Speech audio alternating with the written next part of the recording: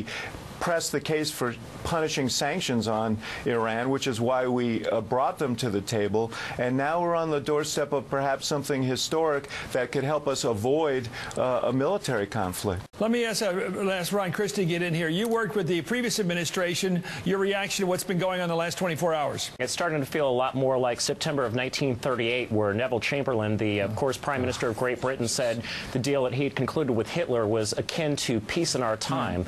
The way I look at this is I think that now the Middle East is a lot more dangerous as a result of this framework, and I think that we're on the verge of having countries like Saudi Arabia and Turkey try to develop their own nuclear program to deal with the Iranian mullahs who still, at this very time, with this framework, won't have to give up any building, will not have to give up any enrichment of uranium, won't have to give up a damn thing. That's so outrageous that it can't just pass. To compare what's going on now to Neville Chamberlain is so ridiculous. You know, I heard today the Undersecretary of State from Ron's own administration, Nick Burns, on television talking about what a step forward this was, how Obama has played the cards just right, that we were able to do what the Bush administration couldn't, was to bring the Iranians to the table. This reference to Munich disturbs me, because I think a lot of people make that reference don't know what they're talking about.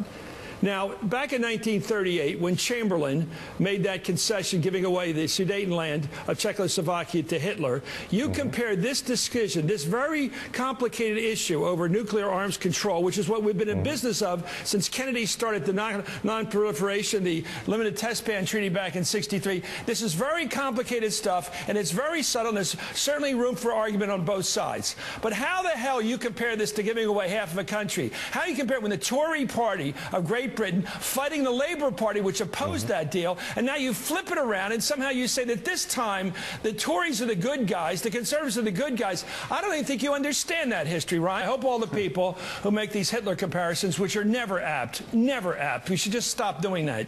These Hitler comparisons, 5 years from now, 6 years from now, when this deal holds, we'll come back and say, I said a lousy thing back in 2015. I compared this president to giving away Europe to Hitler. I will totally regret that the rest of my life. Like you guys ought to be embarrassed about the Iraq War and never apologize for that. You're wrong, wrong, wrong over and over again, and you never get ashamed of it, and you keep making the most outrageous things.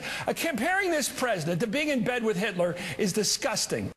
You neither understand history nor this agreement, Ron. You're just spouting, Republican talking points.